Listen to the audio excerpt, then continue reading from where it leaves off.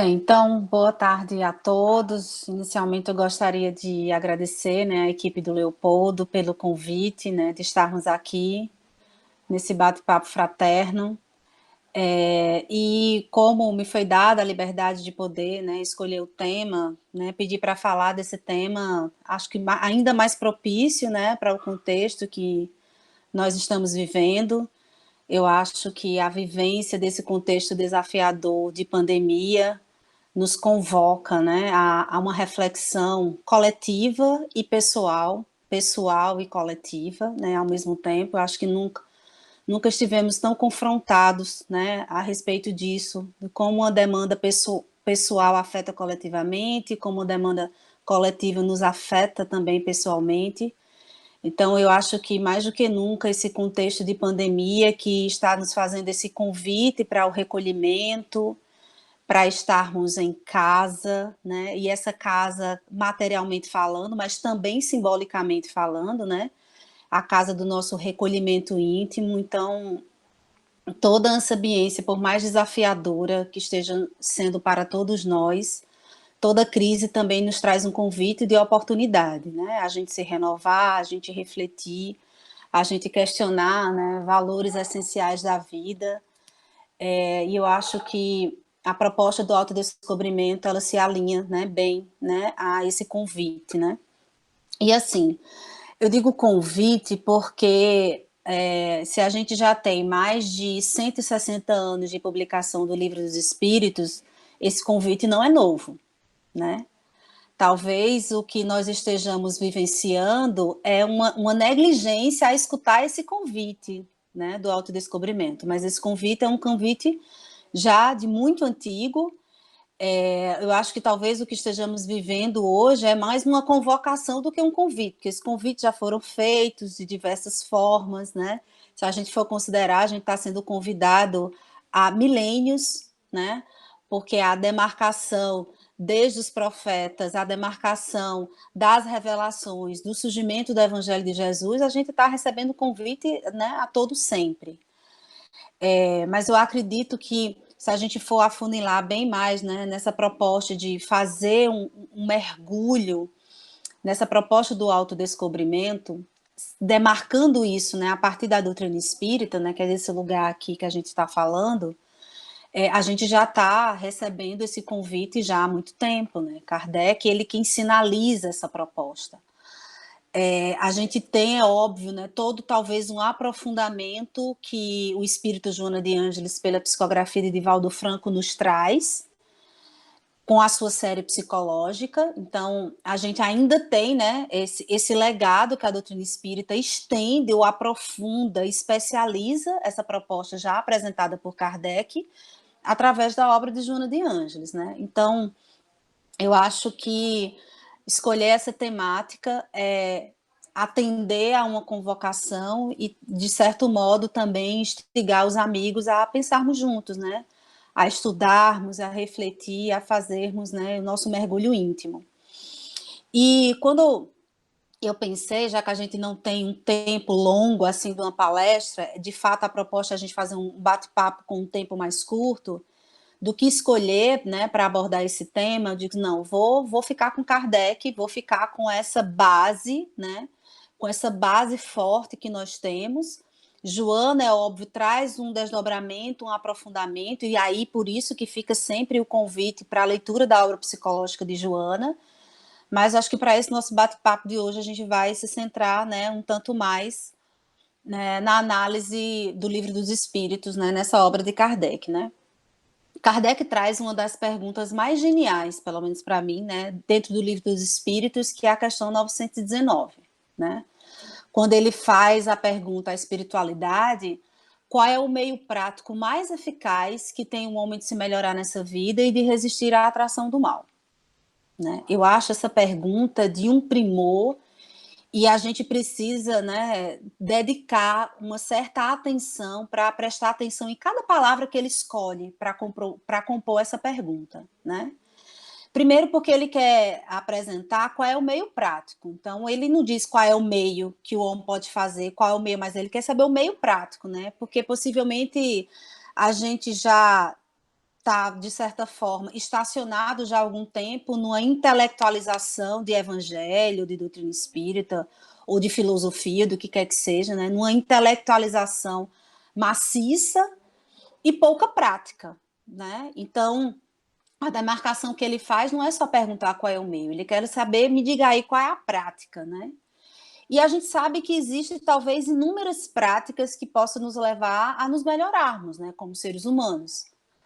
Mas aí ele ainda é mais preciso e cirúrgico na pergunta, né? Ele faz a consulta à espiritualidade para que a espiritualidade nos indique, dentre os meios práticos, qual é o mais eficaz, né? Então, assim, já é uma especialização da pergunta. Então, assim, diga aí vocês que têm uma sabedoria, né, mais avolumada em relação a nós que estamos aqui encarnados, né? Deu essa dica, né, para os homens, ajude a humanidade, né, a buscar entender qual é a da melhor prática, qual é a prática mais eficaz que temos nós de nos melhorarmos. E ele demarca nesta vida, né? Porque muitos de nós, inclusive, utilizamos do conhecimento da reencarnação para dizer a cruz está muito pesada, vamos deixar para a próxima, empurrando com a barriga os compromissos que viemos aqui realizar, né? Então, assim, então não é para deixar para amanhã, né? Muito pelo contrário, eu acho que a proposta de compreendermos a reencarnação na nossa vida é dizer, diga logo o que a gente tem para fazer, façamos o mais rápido possível, para que a gente possa progredir o mais rápido possível na nossa trajetória evolutiva. Essa é a proposta.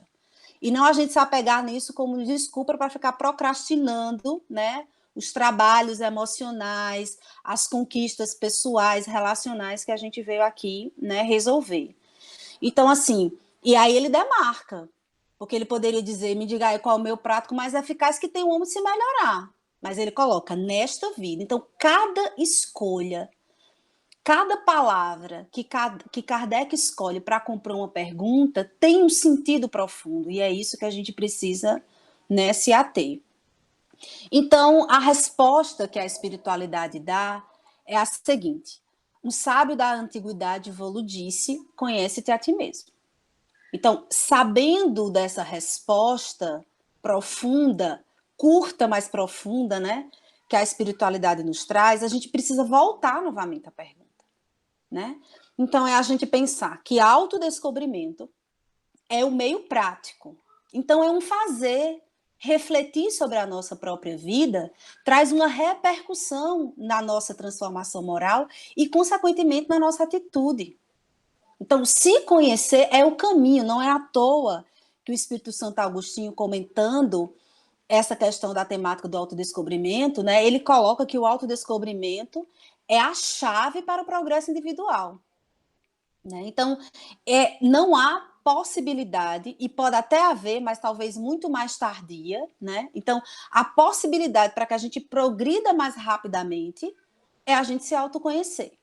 Né? Então, autoconhecimento é o meio prático mais eficaz.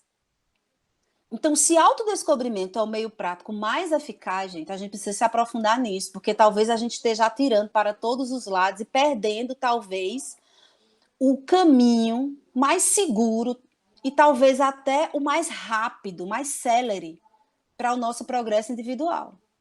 Então, autoconhecer-se é o que há de mais prático e o de mais eficaz para a gente poder se melhorar. É isso que a espiritualidade está nos dizendo. Né? Então, se é essa a dica que a espiritualidade está nos dando, a gente precisa olhar para esse conteúdo, né, com tanto mais de profundidade. Mas eu gostaria de não ficar aí, porque na complementação da pergunta de Kardec, ele traz que também o autodescobrimento é o meio que nos ajuda a resistir à atração do mal. Nos esqueçamos que no finalzinho da pergunta ele traz isso. Né? Qual o meu prático mais eficaz? Que tem um homem de se melhorar nesta vida e de resistir à atração do mal. Então, há de se perguntar por que autodescobrimento é que nos ajuda a resistir ao mal? Né? Porque muitas vezes a gente acha que o mal está fora. A gente acha que o mal é culpa dos outros. A gente acha que o mal que nos chega, que a tentação que nos cerca, que a provação, né, que nos envolve, tem a ver porque o mundo é ruim, porque as pessoas são ruins, porque o inferno está lá fora. né? E quando a espiritualidade nos traz essa convocação de dizer que o autodescobrimento nos ajuda a resistir ao mal, é porque tem alguma coisa dentro que atrai o que está fora. Porque, inclusive, muitos de nós, mesmo sendo espíritas, mesmo tendo todo um conhecimento disponível para a gente estudar, para a gente aprender, a gente ainda, sendo espírita, coloca a culpa nos obsessores. Antes a gente botava a culpa no diabo. Antes a gente botava a culpa na feitiçaria, antes a gente botava a culpa na magia negra, antes a gente botava a culpa, né, no sobrenatural, vamos dizer assim. Mais uma vez, quando a gente não tinha um encarnado para culpar, a gente ia culpar o sobrenatural, né? E aí, quando coloca-se que o autodescobrimento é o meio que nos ajuda a resistir à atração do mal, então, opa, então tem alguma coisa aqui internamente que serve como um imã para atrair o mal. E a gente só atrai naquilo que a gente entra em sintonia. Então, é o mal que está dentro da gente ainda. E o pior de tudo, é o mal que está dentro da gente inconsciente. É o mal que está dentro da gente que a gente não quer se responsabilizar por ele. É o mal que está dentro da gente que a gente não faz a menor ideia. Porque a gente tem muita resistência de olhar, né, o nosso lado imperfeito, né, vamos dizer assim. Então, é isso que atrai, né? E aí, quando a gente não precisa nem fazer maiores depurações, gente. Às vezes é uma depuração bem superficial que a gente vê que os problemas do nosso processo obsessivo estão ligados às nossas encrencas. Seja elas em vidas anteriores, seja ela com relação às nossas más tendências de agora, que atrai. Então, o autodescobrimento, ele vai funcionar a fim que eu entenda por que eu atraio o mal. O que é que tem em mim que faz que essa sintonia ainda aconteça? Então, não boto mais culpa nos obsessores. Muito pelo contrário, se brincar, eu que obsedi os obsessores. Porque é o mal que ainda está em mim que fica atraindo, né? Muitos desses conteúdos, das presenças, das companhias espirituais, né? Então, é a gente olhar numa outra perspectiva. E uma das coisas que eu sempre questiono, assim, acho que se Kardec tivesse feito essa pergunta para mim, né? Qual a resposta que eu daria, né? Mesmo sendo espírita, mesmo, né, conhecendo um pouco de doutrina espírita, eu diria assim, eu acho que o meio prático mais eficaz que tem a gente se melhorar deve ser fazer caridade. Eu acho que caridade é, assim, o top, né? O top 5, assim, é o que está na primeira categoria de possibilidades de práticas que nos ajude a melhorar nossa vida, né? Essa seria a minha primeira resposta. Eu lhe confesso que se eu pudesse responder a Kardec, seria essa a resposta que eu daria, né? Até porque a gente tem toda uma cultura, a gente tem toda uma compreensão, inclusive virou um jargão forte dentro do espiritismo, que fora da caridade não há salvação. Né? Então, a gente acha que fazer caridade, e muitas vezes porque caridade está entoado com esse conceito de ser uma prática, né? Seria essa a primeira resposta que eu daria, na certeza que eu iria acertar. Né? Mas aí, a espiritualidade diz, não é essa a resposta, né, certa, né? E aí, diga lá, você tem outra chance, responda lá, você tem outra chance para responder para ver se está certo, se consegue responder direitinho essa pergunta. Eu acho que a minha segunda possibilidade de resposta seria, eu acho que a oração, né? Eu acho que a prática da prece é um meio muito eficiente para poder a gente melhorar nessa vida e resistir à atração do mal. Essa seria a minha segunda possibilidade, né, de resposta. Porque a gente sabe da eficácia da prece, dos efeitos que a prece traz, da harmonia que ela traz, da possibilidade de sintonia com o divino, né, do quanto ela cria um ambiente de harmonia, de paz. Então, essa seria, né, a minha segunda opção. Mas estudando o propósito da resposta da espiritualidade, fica muito claro, pelo menos para mim, porque essas duas possibilidades de resposta minha não é a resposta ideal. Né? Porque o que é caridade sem autodescobrimento? Uma caridade sem eu me conhecer, ela pode ser cegamente um orgulho agindo. A vaidade agindo, eu me achando superior ao outro porque eu tenho para dar a ele. Então, uma prática de caridade desconectada com a proposta de autodescobrimento, possa ser que eu esteja muito mais me complicando do que evoluindo, a depender da minha intenção interna. E eu friso aqui, gente, muitas vezes é bem consciente. A gente está se achando a melhor das pessoas e não consegue enxergar o que está por trás, o nosso orgulho que está por trás, a nossa vaidade que está por trás, alimentando aquele ato. Do mesmo jeito, um ato de prece, de oração, sem autodescobrimento, eu posso entrar num processo de barganha com Deus. Ó, Senhor, como eu estou quietinha, como eu sou uma boa filha, não sei o quê, e tu ainda vem me dar sofrimento? Novamente, não estou aprendendo nada, não estou melhorando. Aí eu estou no processo de estar negociando, numa mercantilização com a minha fé.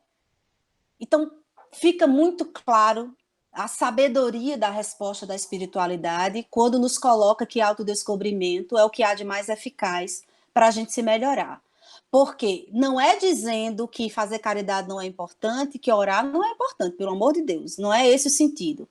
É que estas práticas precisam estar em sintonia com o processo de descoberta de quem eu sou. Para que eu não fique na enganação, para que eu não fique dando rasteira moral em mim mesma, né? Porque o que é a demarcação da hipocrisia dos fariseus que Jesus tanto denunciava era isso, se achavam superiores, eram exímios cumpridores da lei, e mesmo assim não se viam como sepulcros caiados, como Jesus bem os denunciou. Então, entendem que a prática, ela precisa existir, mas conectada com um processo de autodescoberta, porque é dessa forma que a gente vai, né, descobrindo as nossas imperfeições, domando as nossas más tendências, como Kardec coloca, e assim aprimorando o nosso processo, né, de aprendizado espiritual. Mas Kardec, sendo muito sábio, ele sabia que a gente possivelmente poderia se esquivar dessa pergunta, né? Ou a gente iria dizer assim, não, mas eu me conheço, né? Eu sei quem eu sou. Se você me perguntar, eu sei dizer as minhas características. Então, acho que, ou então a gente poderia ir para outra polaridade, assim, dizer assim, não, mas é impossível se autoconhecer. Porque, por exemplo, eu não tenho acesso a tudo que eu fiz nas minhas outras reencarnações. Então, eu esqueço, eu não faço a menor ideia do que foi que eu já fiz, e é impossível ter acesso a isso, então eu não tenho possibilidade de me conhecer.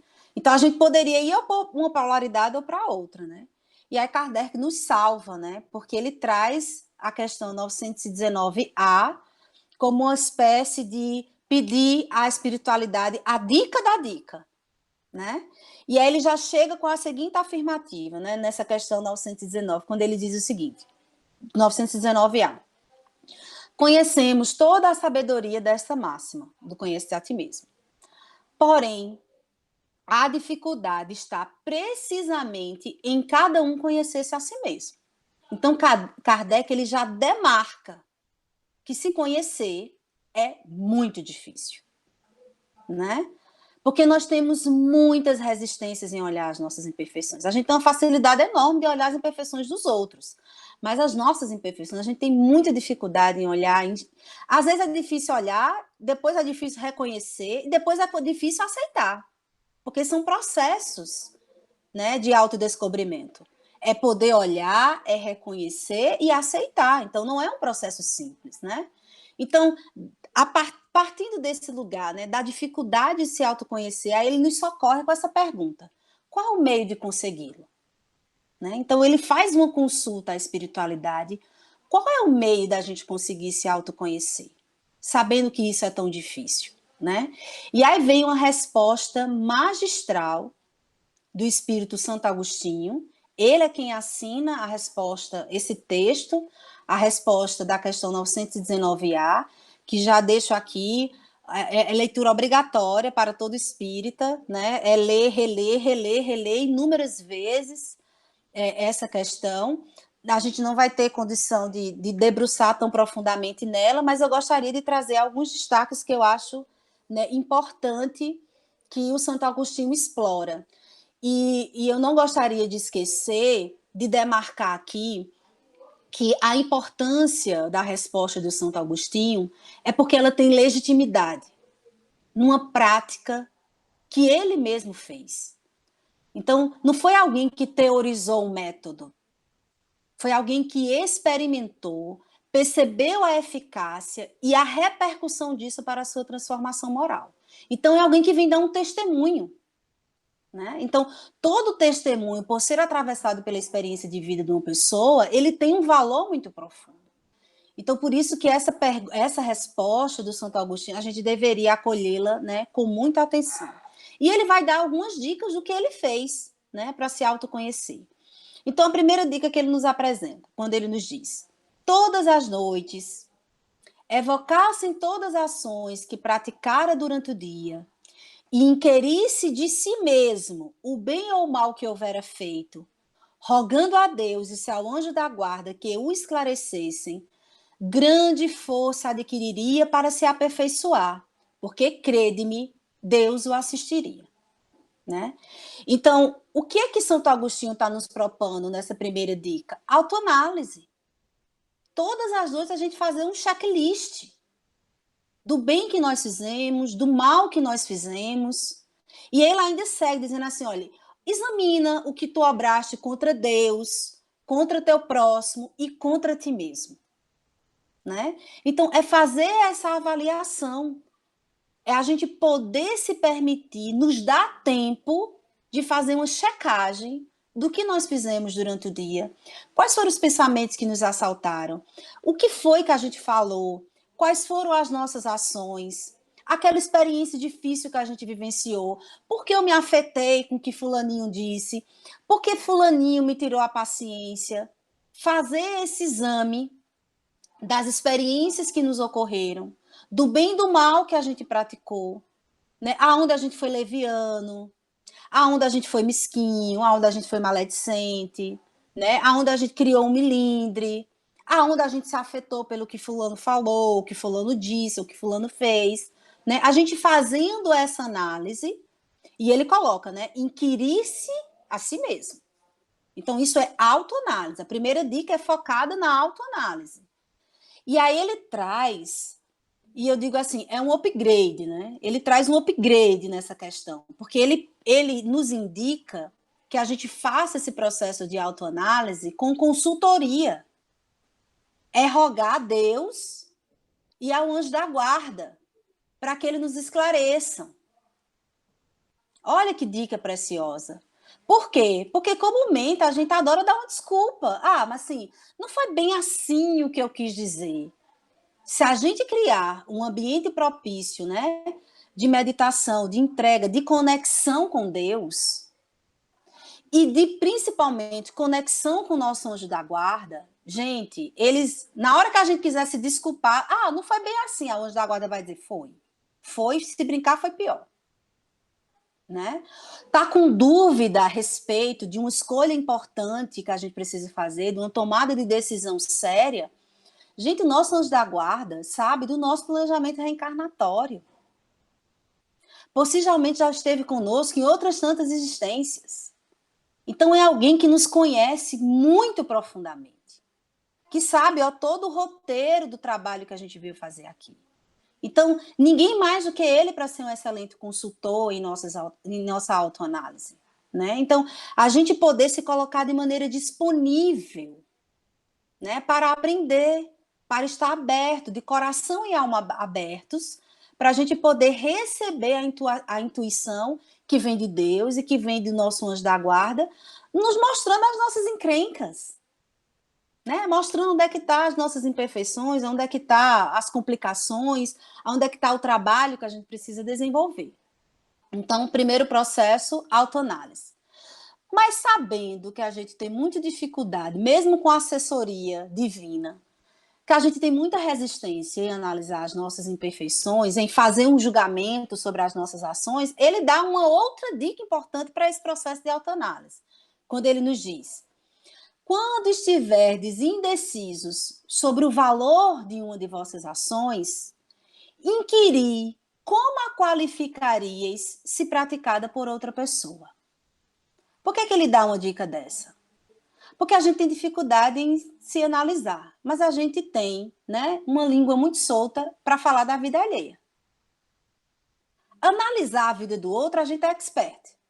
Então, vamos utilizar, né, essa dinâmica a favor da autoanálise. Então, quando eu imagino aquela minha ação feita por alguém, eu crio uma espécie de distanciamento psicológico daquele conteúdo. Então, quando eu imagino alguém falando o que eu falei, alguém pensando o que eu pensei, alguém fazendo o que eu fiz, isso me ajuda a eu ter um julgamento, né, mais concreto, mais preciso a respeito das minhas próprias ações. Né? Então, isso é mais uma estratégia para a gente baixar as nossas resistências e conseguir fazer uma autoanálise um pouco mais transparente. Porque a nossa autoanálise, gente, ela sempre vai ter curto-circuito. Porque boa parte dos nossos mecanismos de defesa do ego são inconscientes. A gente projeta inconscientemente, a gente culpabiliza inconscientemente, se vitimiza, às vezes, inconscientemente. Né? A gente desloca, racional, tudo, muitas vezes, esses mecanismos de defesa psicológicos que nós usamos, eles são mobilizados inconscientemente. Então, essa estratégia que o Santo Agostinho é uma forma de baixar as nossas resistências e a gente conseguir fazer uma autoanálise um pouco mais, né, transparente, né? Menos maculada pelas nossas resistências. Segunda dica do Santo Agostinho, quando ele coloca: procurai também saber o que dela pensa os vossos inimigos. Né? Então, é outra dica. Desculpa, nosso inimigo não, o vosso próximo. É a segunda dica. Procurai saber o que dela pensam os vossos semelhantes. Então, essa é uma segunda dica importante. Primeiro, a autoanálise. Segundo, pergunte a opinião a outras pessoas. Tem muita gente que convida ao nosso derredor. Sejam nossos familiares, pessoas que trabalham conosco, que nos conhecem da casa espírita, que são os nossos amigos. Às vezes a gente tem um ciclo de pessoa que nos conhece. Mas, infelizmente, nós temos uma dificuldade tremenda de receber críticas. É muito fácil receber elogio dos nossos semelhantes, mas receber uma crítica é muito difícil. É muito difícil. E a gente perde uma preciosidade. Porque às vezes, ou muitas vezes, nós temos pontos cegos para nos enxergar. Mas quem convive conosco, às vezes sabe do nosso temperamento, do nosso jeito de ser difícil, né? Então, tem uma dica que eu acho bem importante, que nos ajuda nesse processo, né, de abrir-nos à disponibilidade de escutar a opinião, o julgamento das outras pessoas ao nosso respeito, esteja atento. Às vezes uma pessoa em nossa casa fala de um defeito da gente. A gente acha que é porque o irmão é despeitado conosco, ou porque fulaninho não vai com a minha cara. Mas às vezes esse mesmo defeito é apontado por alguém que convive com a gente no trabalho. A gente diz, não, é porque fulano é despeitado. Ou ele tem inveja do carro que eu assumi e ele não assumiu. E a gente fica arrumando desculpa. Daqui a pouco tá o nosso amigo na casa espírita também apontando o mesmo defeito. Gente, essas pessoas às vezes nem se conhecem. São pessoas de núcleos diferentes, que às vezes nem sequer se conhecem, nos apontando o mesmo defeito, e a gente diz que esse defeito a gente não tem. Né? Então a gente perde uma oportunidade, a gente fecha um canal importantíssimo, que é de estabelecer uma complementariedade de conhecimentos a respeito de si, que nos é apontado por outras pessoas que nos conhecem. E pela nossa dificuldade em acolher uma crítica, principalmente se for uma crítica negativa, a gente acaba desperdiçando um material valioso para a gente se autoconhecer. Tá? E a terceira dica que ele coloca é: não desprezeis a opinião dos vossos inimigos. Né? E aí, assim, fica claro, se a gente tem resistência em escutar a crítica dos nossos amigos, das pessoas que não conhecem, imagine a opinião dos nossos inimigos. A gente despreza a opinião dos nossos inimigos. Por isso que eu acho que ele escolheu esse verbo, né? Não desprezeis. Então, é algo que a gente precisa trazer para a sacola da consideração. A gente precisa trazer isso para um campo de análise, porque muitas vezes, pelo bem-querer mesmo dos nossos amigos, dos nossos familiares, eles não têm coragem de dizer certas coisas em nossa cara.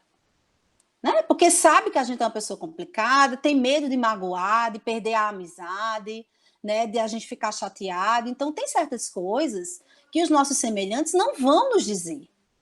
Mas os nossos inimigos, esses sim, têm coragem de dizer bem na nossa cara. E se brincar, colocar em neon publicamente para todo mundo saber, né? E muitas vezes, por orgulho, a gente desconsidera essas observações, né? Então, essa dica que ele está nos dando para que a gente vá, né, aprimorando esse nosso olhar a respeito de si, agregando as contribuições das outras pessoas e, por fim, até mesmo a contribuição, né, dos nossos inimigos. E o que eu acho importante, né, considerar a partir disso, gente, é porque a gente precisa psicologia, desde o início, né, do século XX, vem nos apontando, né? Nós somos muito mais movidos pelo inconsciente do que pelo consciente. Então, boa parte do que nós somos, nós não temos consciência. Para as outras pessoas, então, inclusive para a psicologia, para a parte da psicologia que quer se considerar materialista, ou para quem não, ou para a psicologia que não considera os conteúdos do inconsciente, ou para qualquer outra pessoa que não acredite que a vida anterior após essa, possa ser que seja até compreensível para essas pessoas dizer, não existe inconsciente, eu me conheço, eu sou isso mesmo e pronto. Mas para nós, que somos espíritas, que acreditamos em reencarnação, em pluralidade das existências, a gente se colocar na arrogância de dizer que se conhece, meu amigo, você não sabe nem contar quantas vidas você já teve, quanto mais o que você já fez, né?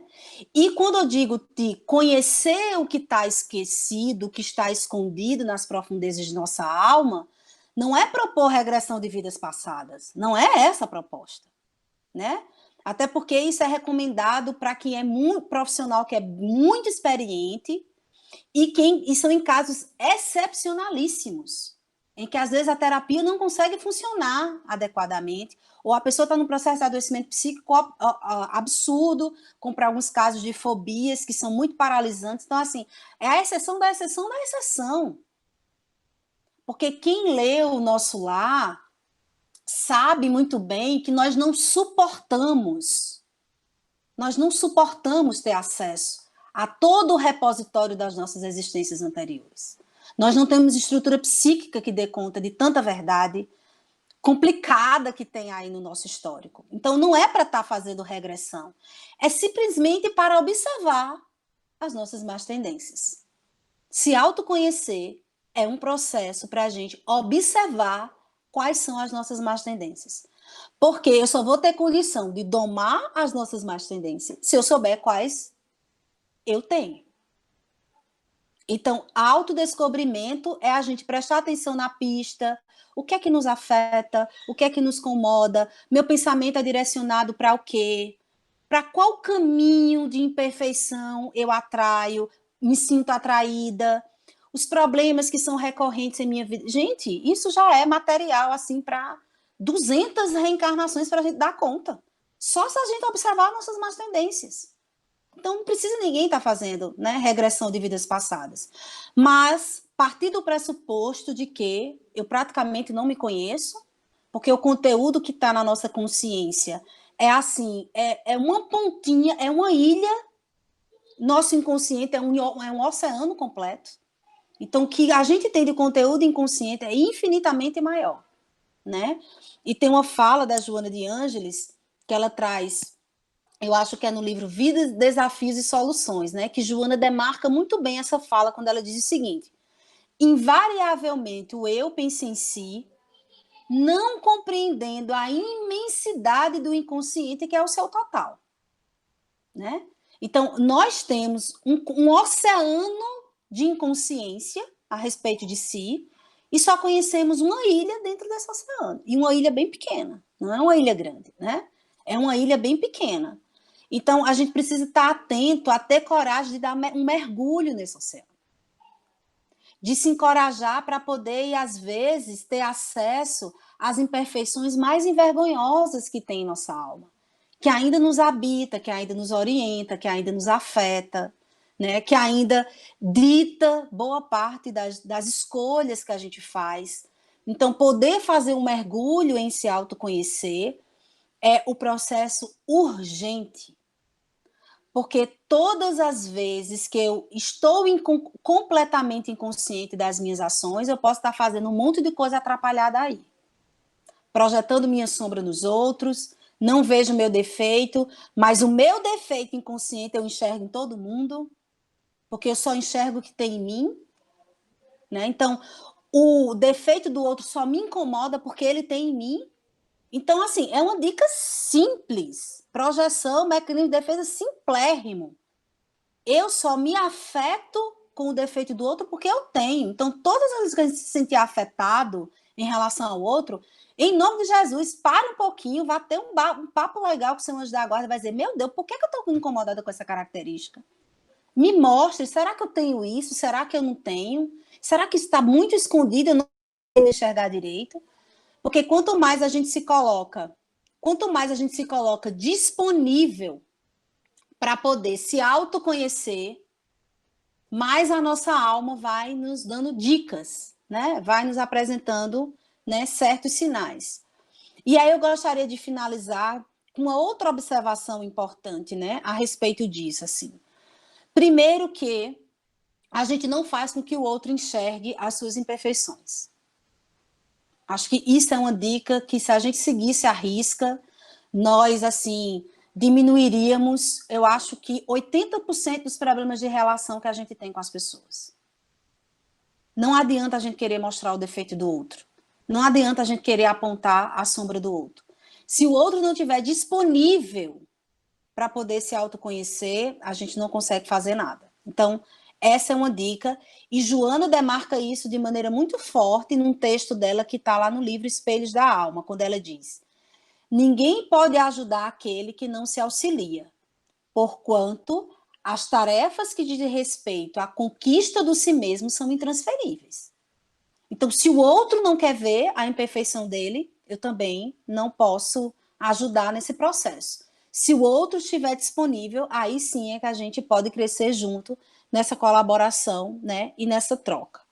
E aí eu finalizo com uma citação de Joana de Ângeles, que está lá no livro Em Busca da Verdade, quando Joana nos diz: estar-se aberto às diversas manifestações existenciais, sem repugnância pelo lado mal. Olha essa observação de Joana. Sem repugnância pelo lado mal, pela exteriorização do eu demônio, sobrepondo sem violência nem conflito o eu angélico.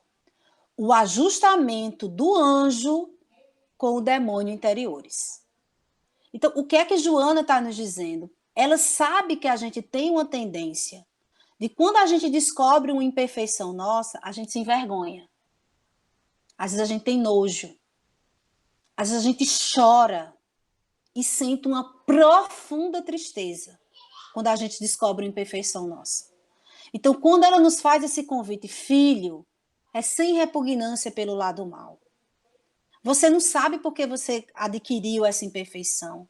As lutas que você já travou no passado, a gente não sabe. Muitas vezes nós desenvolvemos esse lado mal por uma questão de sobrevivência, de medo, insegurança, violência, agressão. Não sabemos. Ninguém se tornou mal gratuitamente, gente. É isso. Então a gente precisa restaurar o nosso lado sombrio com compaixão por nós mesmos, com compaixão pela nossa história. E a partir disso quando eu baixo as minhas resistências e não tenho mais repugnância pelo lado mal, é que o anjo que está dentro de mim dormido, ele pode se acordar. Porque muitas vezes a gente não consegue acessar o nosso anjo anterior, esse Deus interno que Jesus nos apontou, porque a gente não tem coragem de atravessar primeiro o inferno das nossas paixões. A sombra que está dentro de nós mesmos. E a gente só vai conseguir atingir esse anjo se a gente conseguir superar, compreender, aceitar as nossas próprias imperfeições. Então fica esse aí o convite, né, para estudarmos mais essa obra primorosa, que é a obra da série psicológica de Joana de Ângeles, nos aprofundarmos na compreensão de como nós iremos aprimorar, né, esse processo de descoberta de quem somos, de reconhecimento do que somos e aceitação também do que somos. Porque, antes de tudo, a gente precisa aceitar que ainda estamos na condição de sermos imperfeitos, para a partir daí a gente amadurecer a indulgência para com as imperfeições alheias, diminuir as nossas projeções que a gente joga nas costas dos nossos irmãos, dos nossos semelhantes, dos que são próximos em nossa convivência, e aí a gente ter um pouco mais de paz interior. Então, desde já deixar aqui o agradecimento imenso, né, pelo pessoal do Leopoldo Machado nesse convite, e se Deus quiser, ficar aí para futuras oportunidades da gente explorar um pouco mais esse tema que é tão importante para todos nós. Um abraço a todos, muita paz. Que nesse momento possamos fechar nossos olhos, sintonizar com a figura de Jesus e com todos os amigos espirituais que nos orientam e que nos acompanham. Amado Mestre Jesus, te agradecemos, Senhor, por estar ao nosso lado e ter nos ensinado tantas coisas durante tua trajetória na Terra. Que possamos, Senhor, nesses momentos em que a Terra agora está rodeada, utilizar cada um das tuas palavras de amor e de misericórdia e pô-las em prática. Querido Pai Celestial, te agradecemos pelo dom da vida e por estarmos aqui passando por esse momento de tamanho aprendizado. Amigos espirituais, obrigada por estarem conosco, nos intuindo e nos auxiliando durante essa trajetória. E assim, ó Deus, amigo Jesus e amigos espirituais, que possamos continuar essa caminhada na certeza de que não estamos à deriva e que estamos sempre recebendo auxílio e bênçãos. Fica conosco e nos auxilie sempre. Que assim seja.